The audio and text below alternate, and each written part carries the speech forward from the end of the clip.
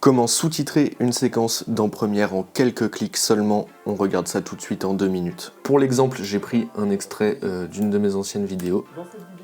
Donc j'ai bien synchronisé la piste de mon micro DJI qui est juste ici. Et pour ajouter des sous-titres plus ou moins automatiquement, on va aller dans Fenêtre et on va ouvrir la fenêtre qui s'appelle Texte. On va aller dans la catégorie transcription, on va sélectionner transcrire. Là en gros il se passe quoi? Le logiciel il analyse la piste audio et il retransmet à l'écrit ce qui est dit dans la piste audio. Donc voilà, on peut voir qu'il a fini d'analyser. Je peux éventuellement, s'il y a des erreurs, des mots qu'il a mal compris, venir corriger ici directement en double-cliquant. Si j'ai vérifié et que tout est bon, et j'appuie sur cette icône ici, création de légende. Donc là vous avez une fenêtre qui s'ouvre qui va vous demander de paramétrer la mise en page de vos sous-titres. Moi là pour le moment je vais rien toucher, je vais juste mettre ligne simple, c'est-à-dire que mes sous-titres vont être sur une seule ligne et vous verrez plus tard qu'après si on modifie la police, la couleur, etc., on va pouvoir préenregistrer le style et quand vous créerez à nouveau des sous-titres, vous pourrez sélectionner directement votre modèle qui a été préenregistré. On va faire création de légende. Et là, vous voyez, ça m'a créé une nouvelle piste sur ma timeline spécialement pour les sous-titres. J'ai mes sous-titres qui sont sur ma timeline. Ça, faut savoir que ça marche comme des éléments de texte, comme si vous avez mis du texte sur votre timeline.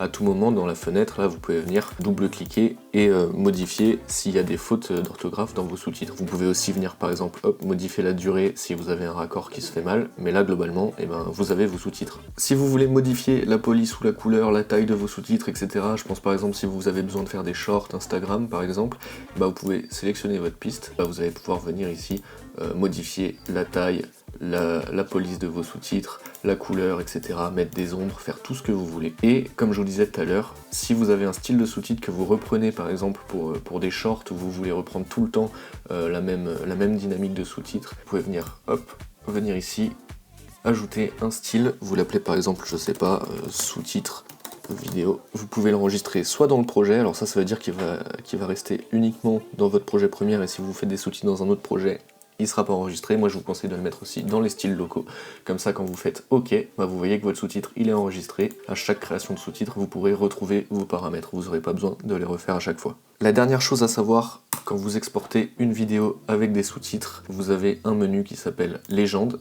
Donc si vous voulez bien que vos sous-titres soient sur la vidéo, il faut les activer ici et vous avez deux options. Soit graver les sous-titres sur la vidéo, donc là quand vous allez faire un export, vous allez avoir directement les sous-titres incrustés dedans, si vous avez besoin d'uploader par exemple sur YouTube ou quelque chose comme ça. Si vous sélectionnez créer un fichier Sidecar, en fait ça va vous créer un fichier en plus de votre vidéo qui contient les sous-titres. Si par exemple vous avez une vidéo où vous avez besoin de sous-titrer en plusieurs langues, vous faites un fichier Sidecar et comme ça vous avez votre vidéo vierge et en fonction du spectateur, il pourra choisir le fichier de vidéo à ajouter qui sera lu.